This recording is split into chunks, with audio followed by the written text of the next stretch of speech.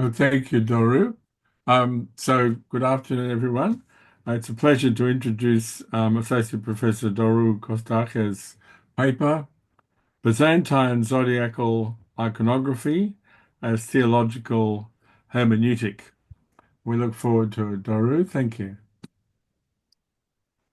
Thank you very much, Robert.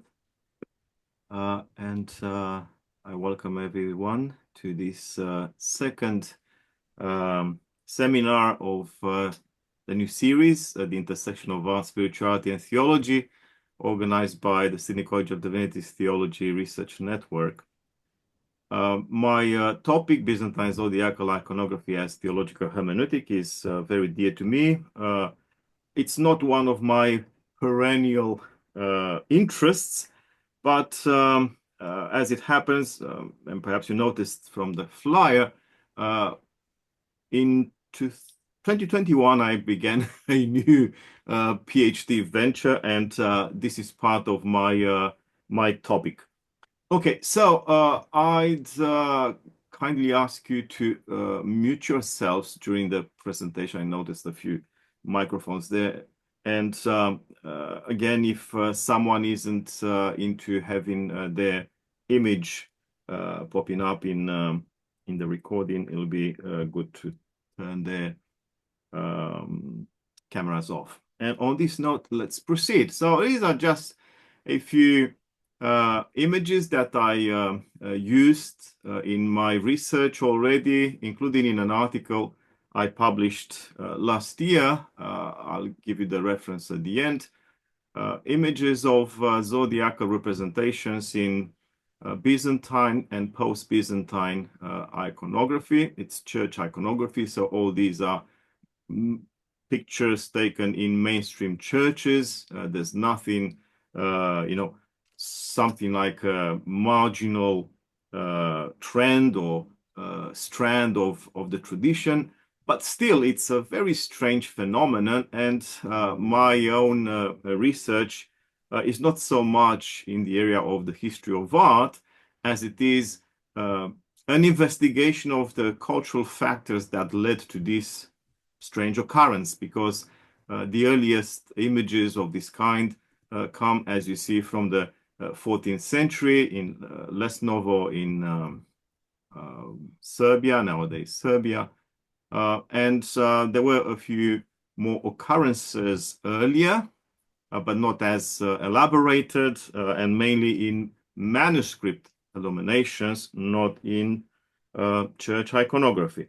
But it's just to whet your appetite, and let's move to the first part or the first section of my paper, Byzantine Theology's Engagement of Ancient Science. So my presentation today sort of tries to bring to light something that is usually ignored, that the Byzantine tradition spanning a millennium from the 4th century to the end of Constantinople as we know it in the 14th century, 15, and something that we know little or we know less, the fact that the Byzantines were a very dynamic culture, including in terms of their scientific interests, which they were able to accommodate within their theological framework. It was a very theologically oriented tradition, and it is surprising to see how open they were to whatever the sciences represented at the time, or natural philosophy as the scientific discourse was known at the time. So the early Christian and Byzantine theologians accommodated data, information from the natural sciences, including astronomy, or especially astronomy. Anyway, this is my interest. While they rejected the use of astrology for pursuits such as horoscopes. we shall see that the situation somehow evolved towards the later centuries of Byzantium, roughly around the 9th century on. There was a new interest in astrology, even from the viewpoint of such pursuits as horoscopes, especially among the intelligentsia and high nobility, imperial authorities, and so on and so forth. Anyway, for the purposes of, say, spiritual interpretation of things, of the values of reality, uh, the zodiac was accepted, including in terms of its iconographical representation, which is the topic of this presentation. So the interest of Byzantine theologians in natural theology, natural philosophy, especially in astronomy and astrology, fostered the integration of these sciences into the wider Byzantine culture, which is, again, a phenomenon that isn't well known. The openness of theologians towards knowledge, even of a scientific kind, um, catalyzed a whole process of change on various levels of that culture, leading to um, the appreciation of the sciences, so much so that we have the development of scientific education or science education, sponsored both by the Church, the Patriarchate of Constantinople, and the state, the Byzantine Empire, or the Eastern Roman Empire. And you see there on the slide, I mentioned the two major schools that, well, existed on and off, so to speak. There were something like the Sorbonne, beginning, I don't know in what century, and never ending. The Patriarchal School in Constantinople and also the Imperial University had various iterations in the last centuries of Byzantium. But what matters is that both schools, Patriarchal and Imperial, Church and State, respectively, were open to science education, and astronomy was one of the core elements or disciplines of the curriculum. For those of you who are interested in this aspect, science teaching and learning methods in Byzantium, see there a chapter by Immaculada Perez Martin and Divna Manulova in the 2020 Companion to Byzantine Science, edited by Stavros Lazaris from Paris. Okie dokie. This interest in science, especially astronomy and related disciplines like mathematics, geometry especially, geodesics, and so on and so forth, led to the reshaping of the entire idea of the ecclesial space, the sacred space, to represent the world. So church architecture and iconography had this geographical and astronomical orientation.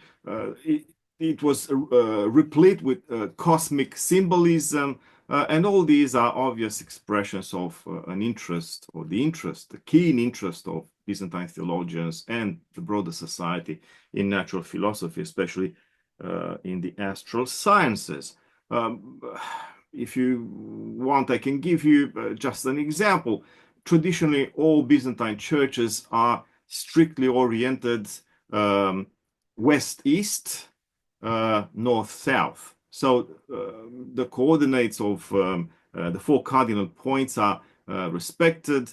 Some churches present very strange items and architectural features in terms of allowing the light, natural light, to come and hit a certain part of the iconographical program at a certain moment of the liturgical year, and so on and so forth. And all this shows that they sort of bred together or weaved together the theological universe, the sacred space, and the world of science. So what prompted this interest in the sciences? Why the Byzantines, in the footsteps of early Christians, were so interested in natural philosophy, especially in the astral sciences? Well, one element is the early Christian doctrine of creation. For reasons independent from this interest in, say, science as a pursuit, these early Christian and then Byzantine theologians were very much interested in developing the doctrine of creation, and this led in time to an appreciation, rather fascination, with the cosmology of Genesis and the Psalms, and scriptural passages such as John 1. There's an echo there. Could you please mute yourself?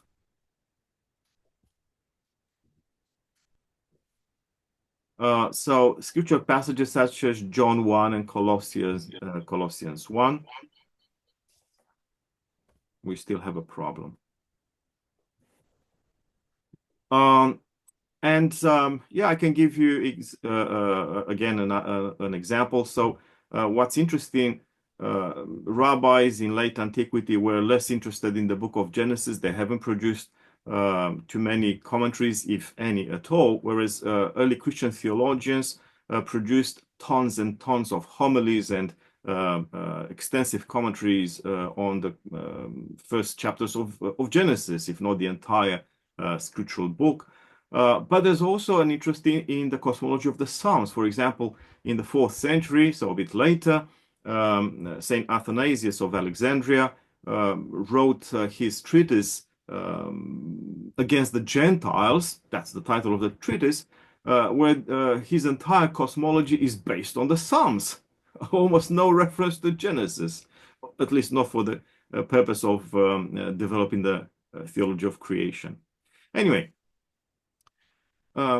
this led further to the cosmological contextualization of the Christian experience. As I said, the fact that they organized the sacred space according to the cardinal points shows the fact that they integrated nature, the environment, the cosmos, but also the sciences of nature, especially astronomy and related disciplines, into the Christian experience. And this led, from my viewpoint, at least this is my conclusion for the time being, this led to this consistent engagement of natural philosophy. They really wanted to know, and this is obvious already in one of my favorite authors, Saint Clement of Alexandria in the 2nd century. This engagement of natural philosophy, they wanted to be up to date. And as a matter of fact, Clement is perhaps the first Christian author who engaged the then very modern cosmography, astronomy, astrology of Ptolemy of Alexandria, the famous astronomer. This included the zodiac. And I want to give you 2 examples from a later author, St. John of Damascus or John Damascene in the 8th century. I have 2 passages that illustrate this growing interest of the Byzantines in Byzantine theologians in astronomy, astrology, the zodiac, and while there isn't anything extraordinary in these 2 examples, there's no contribution there, say, scientific. It shows that a theologian like St. John was able to appreciate the broader, say, scientific culture of the day, and he was able to integrate that into his theological discourse. This is chapter 68 from his work called Philosophical Chapters. Time is a measure of motion and the number of the prior and posterior in motion. What's time? Yeah. Day. So definitions, and I could have given you a lengthier passage, but there's no point in doing that. But day is the period of time during which the sun passes over the earth. Night is the shadow of the mass of the earth, or the time during which the sun is passing under the earth. A space of a night and a day is a revolution of the universe. A month is the space of time between one conjunction of the moon with the sun and the next conjunction. A year is the time it takes for the sun to pass through the cycle of the zodiac. So what happens here? He brings his readership up to date with whatever it was considered at the time scientific knowledge. I chose this one, of course, because there's a reference to the zodiac there, and it shows that this mainstream theologian, one of the great theologians of mid-Byzantium, John of Damascus, was able to appreciate astronomical information, including the zodiac. And again, from the same author, another work, the longer title, Exact Exposition of the Orthodox Faith. I used the numbering of the chapters in modern editions, not the critical edition though, so whatever we find available in English. So part 2, chapter 7. There are 12 signs of the zodiac made up of the stars in the heavens and having a motion contrary to that of the sun, the moon, and the 5 other planets: Mercury, Venus, Mars, Jupiter, and Saturn. These were the planets they knew of. And the 7, including the moon and the sun, pass through these 12 signs. Thus, the sun completes 1 month for each sign of the zodiac, and in 12 months passes through the 12 signs. The following are the names of the 12 signs of the zodiac and their months. It doesn't matter now. The moon passes through the 12 signs of the zodiac every month because it is lower than the sun and travels through them more rapidly.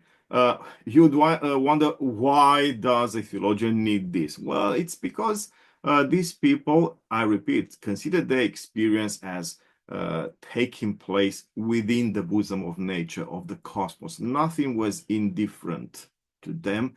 They refer to everything that they experienced of everyday life entailed. They included that in their Christian spiritual experience.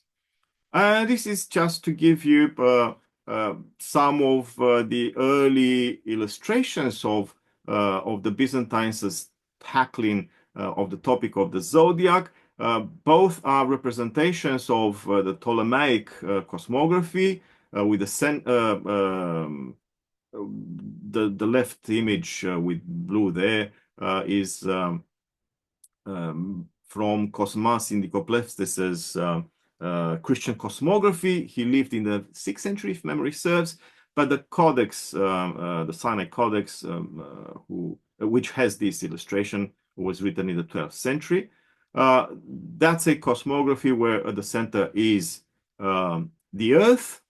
Then comes Selene, Hermos, Aphrodite, Helios. Okay, so it's the moon, Mercury, Venus, the sun, and so on and so forth.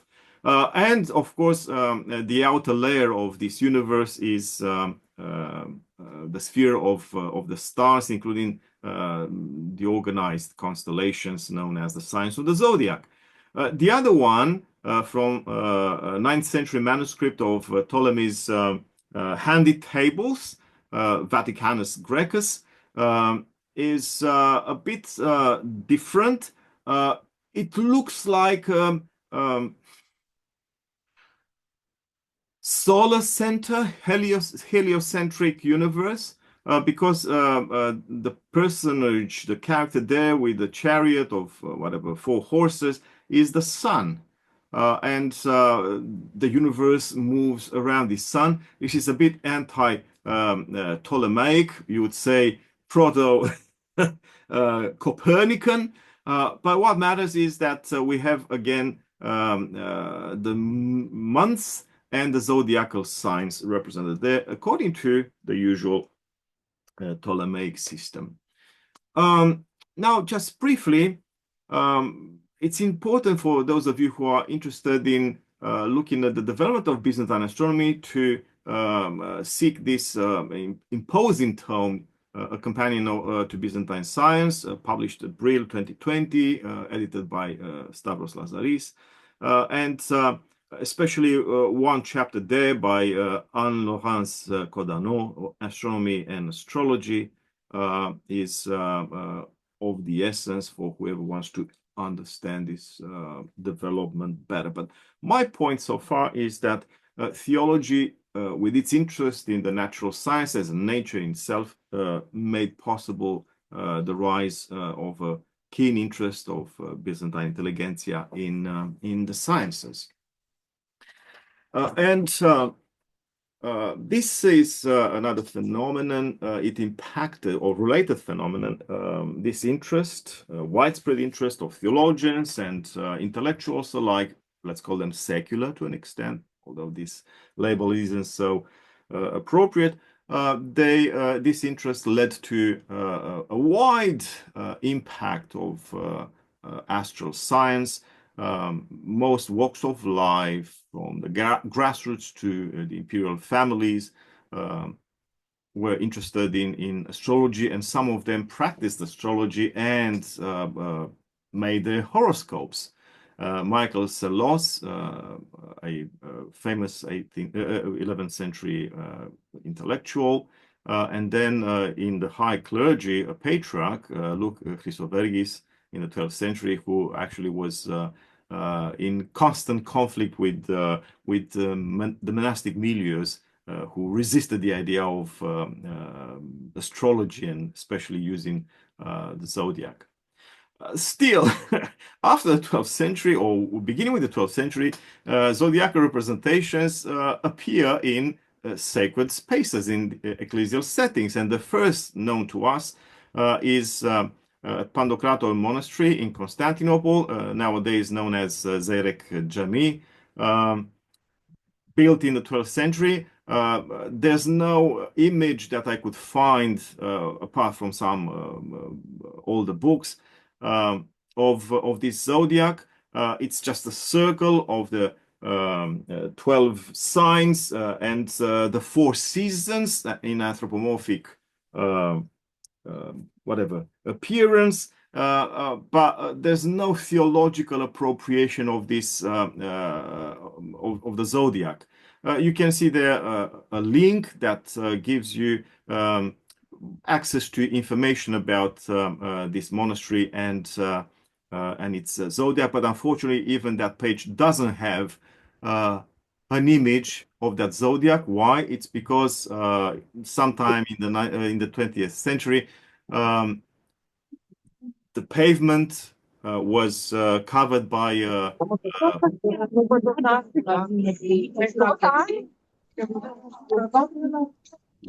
excuse me, there's some sound coming through. Thank you. Some wooden planks that covered the entire pavement, and now it's invisible to visitors. And then after the 12th century, we see first in Serbia at Lesnovo appearing in the 14th century zodiac, then Probota in Romania, 16th century, and then 2 churches in Greece, Deculu Kardamili, and then one in Georgia, in Svietetskoveli in the 17th century, and then many more other places. I just want to point you to this kind of imagery where we see on the one side, to the left, as we look at the image, we see the 12 signs of the zodiac, separated from Christ, who is surrounded by angelic beings. Christ is in glory. We see in the upper tier, alongside the main circle of Christ and the angels, the anthropomorphic representation of the moon. That's right upper corner, and then the sun, like a fiery wheel to the left. The grayish wheel at the bottom could be a representation of the universe as known to them. So this is the first attempt at interpreting the zodiac within a theological setting. And as a matter of fact, the whole composition, much broader than what we see here, is a part and parcel of a representation of the Psalms of Praise from 148 onwards. Chronologically, this is the next one that I could find, 16th century. It's in Romania, the monastery Probota, but it's a different, let's say, thematic representation or composition. It's the Ancient of Days in that tiny window in the center there. That's Christ as the Ancient of Days, with the zodiacal signs 6 and 6 to his sides. Yeah, so this is a different take on the zodiac, but again, the zodiac this time round orbits towards Christ or around Christ. The zodiac is no longer on the side of the composition, and if you look at the 6 signs, they all point towards the center. It's a Christ-centered universe. Well, thinking in terms of the previous composition, the one at Lesnovo and the one at Probota, we can juxtapose them and see how the zodiac of Lesnovo was reorganized, brought together around Christ, but in the form of a circle or circles in the 17th century at the Kulu monastery. So the Probota one must have played the role, the function of an intermediary from the separation of Christ and the zodiac to this Christ-centered universe. What you see around Christ, there are some squares or whatever they are, rectangles. It's in Greek, the inscription of the beginning of Psalm 148, Pasap Noi and Esato ton Kyrion, and so on and so forth, which means may all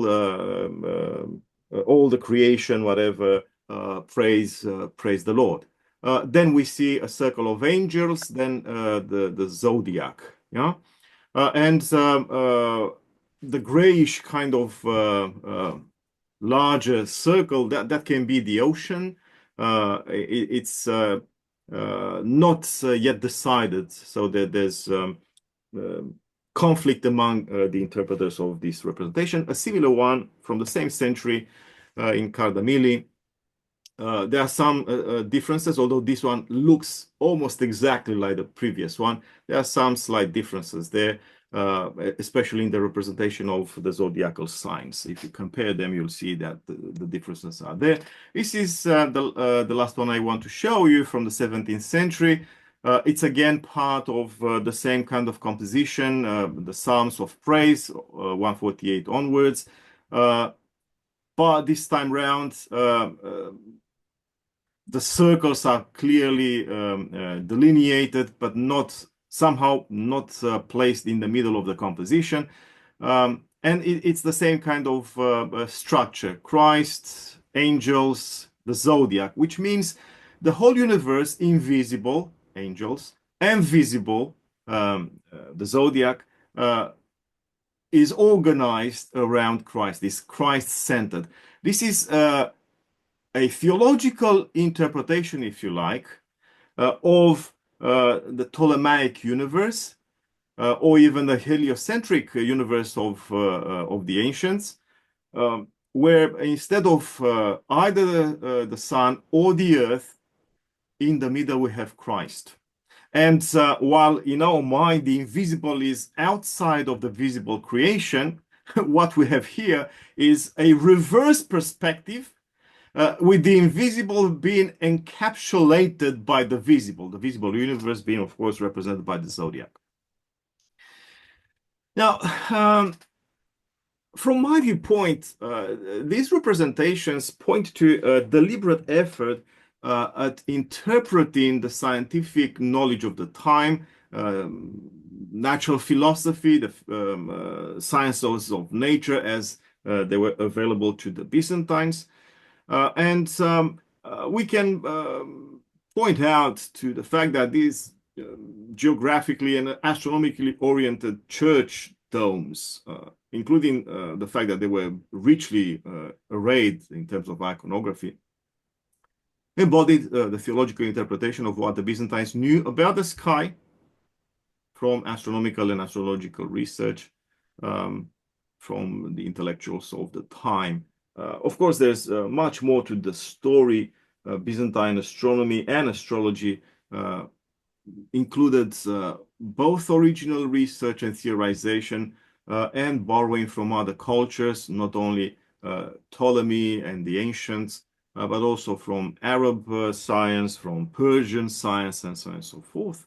But what's interesting from my point is the fact that through this iconographical iteration of astronomical knowledge, the churches of the Byzantines sort of embodied, perhaps on purpose, the line that we read in the Our Father, as in heaven, so on earth. I know that in some English translations this doesn't make sense because you have on earth as it is in heaven, but this is a literal translation from Matthew 6. Now, in conclusion, I believe that astral or zodiacal iconography in Byzantium served a triple purpose. First of all, it was meant as a theological interpretation of the starry sky, as understood by the available sciences.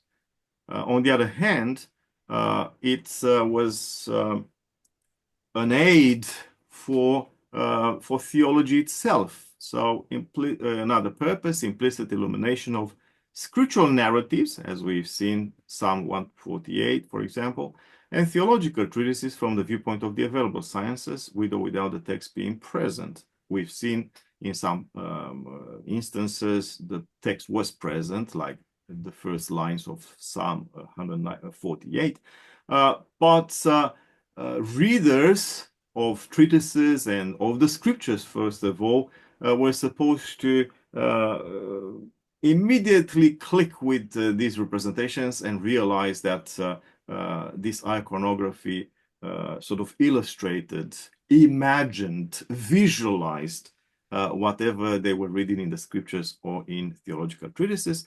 But also, and I think this is one of the most important aspects of why the Byzantines felt the need of developing this kind of zodiacal iconography. From my point, it was a partial way of taming the Byzantines' enthusiasm for the astral sciences, and as a way of, staving off any risk of they returning to ancient nature worship. And as I said earlier, you'll see more of this in the article I published last year, Astral Iconography and the Byzantine Study of the Heavens. You see there the reference. And when I'll upload this video to YouTube, you'll be able to find the link there too. That's it. Thank you very much, Doru, for that very interesting and illuminating presentation. So, ladies and gentlemen, we've got a little bit more than 20 minutes for comment and discussion. So I'd now like to invite you to begin that. I have some, comments to offer and one question, if I may. Yes, please. Like I look at what Doru has presented from a different perspective, and I think it's interesting and noteworthy that the zodiac is depicted with animal signs, and yet merges with the idea of consciousness or divinity, you might say. So there is that some kind of trying to bring the two into balance, to resolve the two, from, in the journey of life, from where we come from, instinct to where we are, hopefully heading, consciousness. So I do feel that the animal iconography in a cosmic setting is an interesting juxtaposition and some kind of attempt to to make the dynamic more resolved. I think that it was when you started talking, Doru, and you're talking about the cosmological interest of the Byzantines. Because of my interest in Italian culture and history, obviously, I immediately thought of St. Mark's or St. Marco's Cathedral in Venice. And I immediately thought of the stars as a form of navigation and of movement. And I just wondered at the extent to which there was something to do with navigation, movement, on different planes of consciousness or different planes of being, involved somehow in this interesting cosmology. So to the extent that the Byzantine cultures were navigators and explorers in a geographic sense, I wonder to what extent that sort of was reflected in their zodiacal artistic interest. And the interesting circle, I mean, obviously, I'm sure you would know way better than I how, that's one of the arguments for why no first cause, no beginning and no end, but it exists. I think it's an interesting kind of reference. I wonder, Cara, if at this point Sorry, am I we talking too might much? just ask Doru to comment. Thanks very much for your question. Sorry. Doru? Thank you. Thanks, Cara. Interesting. Well, I don't think I was able to get everything you said, but the fact that this is the zodiac, well, is defined by the name itself. So from the outset, Greek astronomers in the classical era or even before that looked up and they saw animals. Zodia means animals, animal figures. This is what it means. So no wonder that there are animals depicted in among the 12 signs. Most of them are animals. Some are real, some are imaginary. Again, this shouldn't come as a surprise. People lived in a much richer world than ours. We are so exact, so positivistic. We don't accept beings that fly around and breathe fire, for example. But for them, for these people, they were as real and as anyone else. And what's interesting is that the Greeks weren't the first. So the Greek zodiac evolved from the Egyptian zodiac, from the Mesopotamian zodiac. So there were, of course, different ways of representing those animals, those signs in antecedent cultures. And if you want to bring in a bit of archaeoastronomy, we see these signs already present at Lascaux and other places, those beautifully adorned cave ceilings that are like the Byzantine churches, but tens of thousands of years earlier, with the constellations depicted on those ceilings. And it's research, groundbreaking new research that shows that those animals at Lascaux, for example, were constellations. Where's Lascaux? Where is that? France. France. Okay. Thank you, Doru and Cara. Another question, please. Well, perhaps at this stage, maybe if I may just make a comment and a question. Just a comment, fascinating to see Sir John Damascene mentioned, the great defender of icons, so relevant from that point of view as well, and obviously a very important saint of the Eastern churches, if I may put it that way. But I noticed he was also declared a doctor of the church by Pope Leo XIII in the late 19th century. So very, very important saint. By way of a question, Doru, as you know, in contemporary theology, astrology is rejected because it purports to give natural bodies such as the stars a deterministic influence over the course of human lives. whereas astronomy is embraced because it can help us to have a sense of how nature, the stars, glorify God, the Creator. I noticed at the end of your presentation, you pointed out that part of the intention of these icons was to resist any temptation to return to nature worship. So, do you think, in very general terms, the Byzantines theologically made a similar distinction between astrology and astronomy? Yeah, that's very important. Thank you, Robert. Yeah, first of all, you mentioned St. John of Damascus, and perhaps you remember the two passages I read quickly without delving into what they say.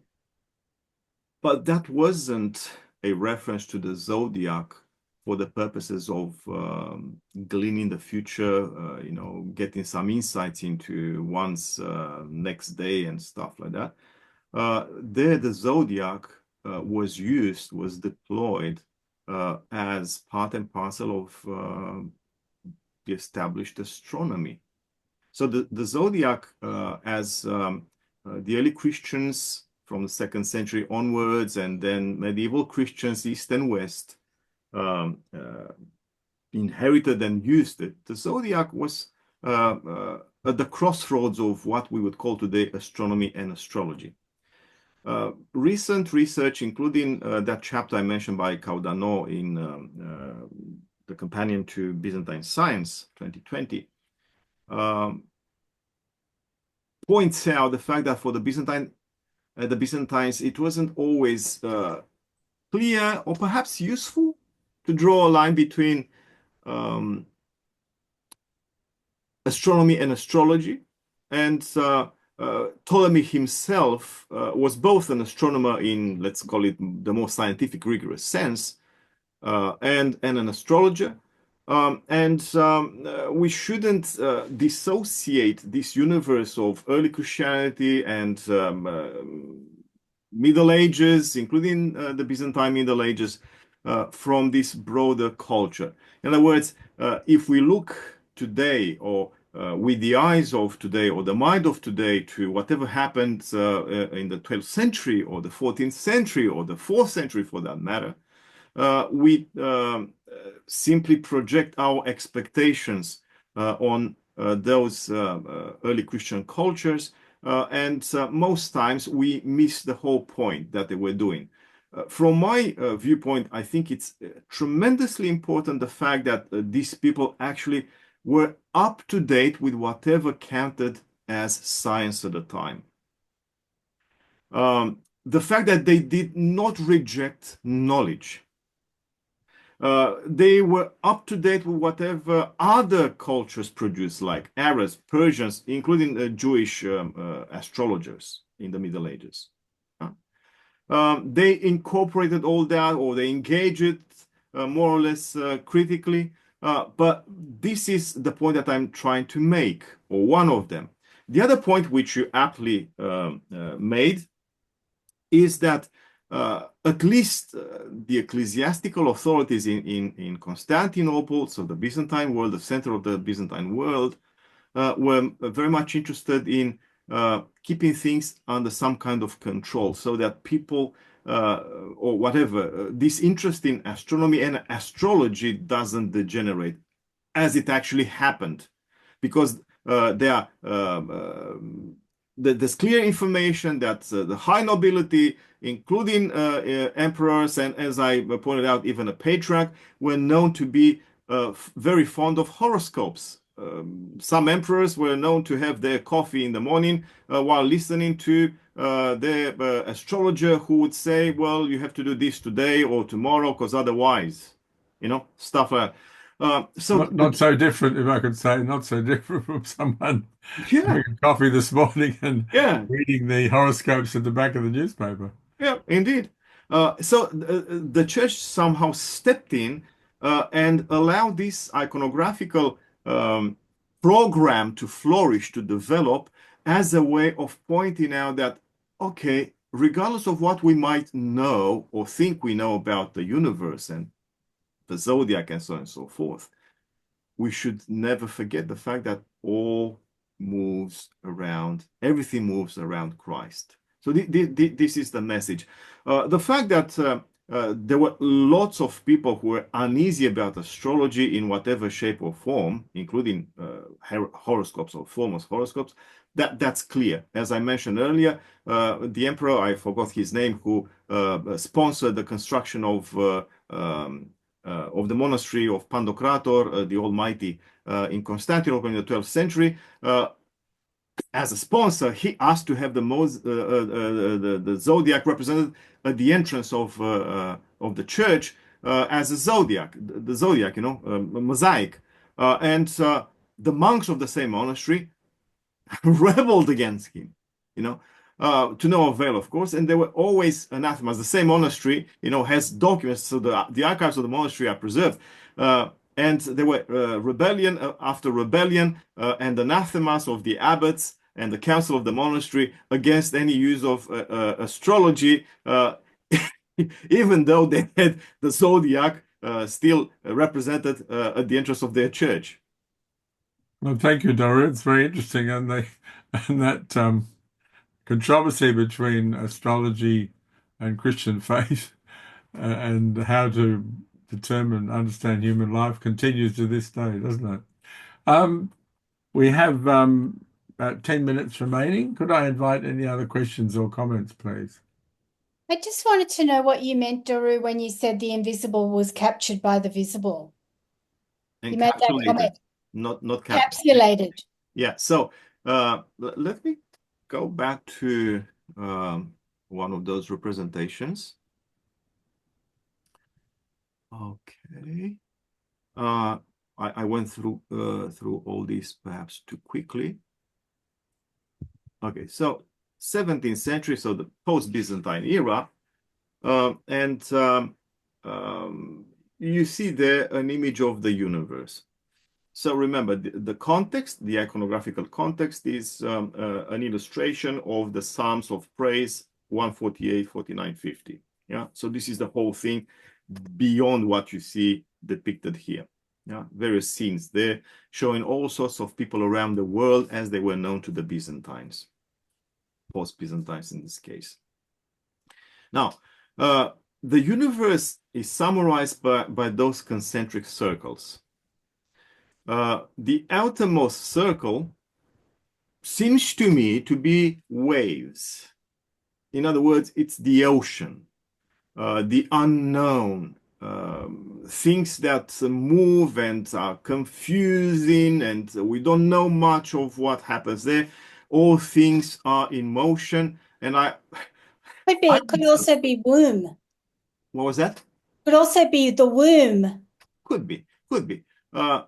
I would suspect that this is the world river, so to speak, which is a Babylonian actually motif. So you see a similar representation of the river encircling the world in Babylonian, so pre-Christian, definitely, iconography.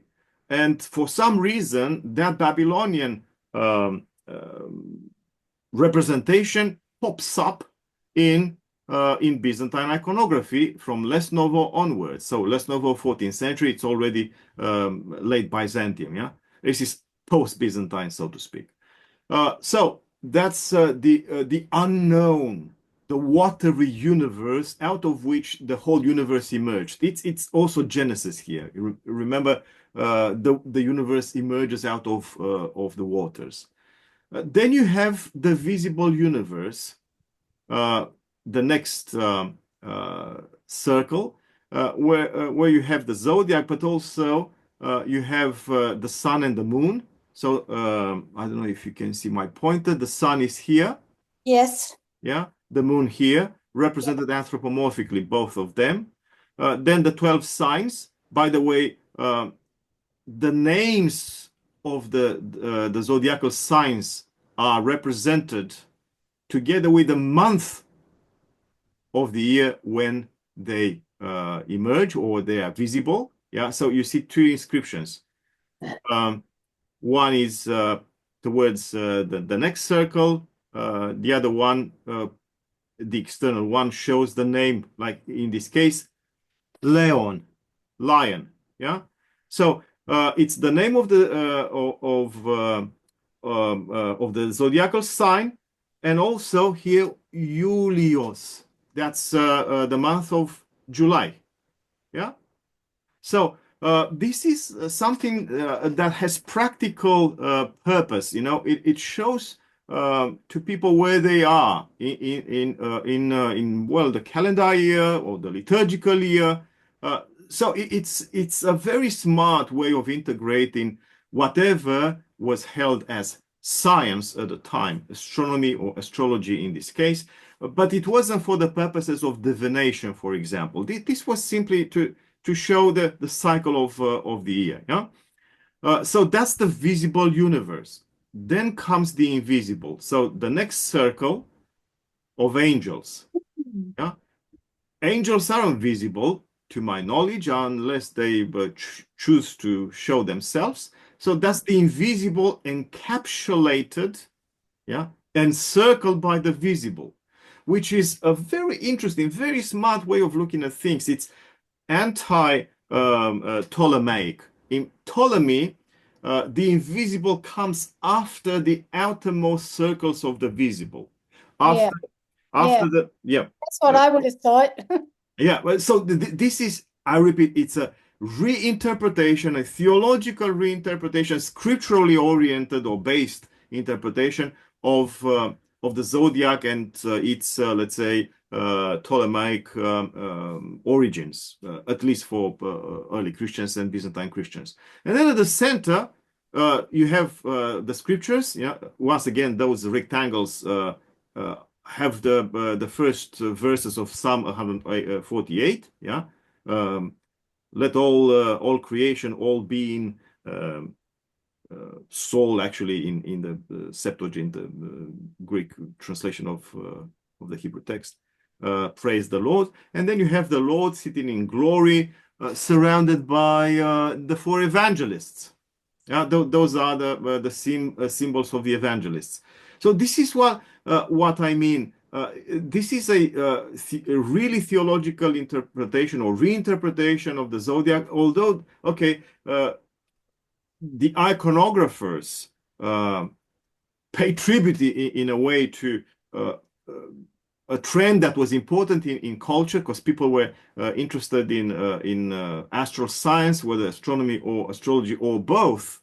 But what we have here is a centering, a focusing of that scientific culture upon, let's say, scriptural, spiritual, Christological details. Very interesting. Thank you. Yeah. Are you interested in the colors at all, or you're more interested in the themes? In colors. Yeah, or more interested in the themes. Yeah. Well, I'm interested in colors, but it's a very recent interest of mine. When I stumbled on the work of Maria Michaela Sassi, who did a splendid study of colors in Plato, and so I sort of began to gather material and read a bit. And I even made some references to this kind of, well, color philosophy, if you like, in a book I finished recently, and it's about to be published in June, on Clement of Alexandria's Nature Contemplation. Thank you. Thank you, Doru. Well, we're coming on to 2:58, so just time for a very quick comment or question.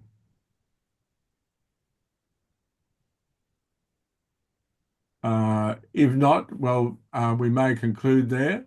But thank you very much, Doru, for that very interesting and indeed colourful presentation, and thinking in particular about that last icon you were explaining and unpacking for us.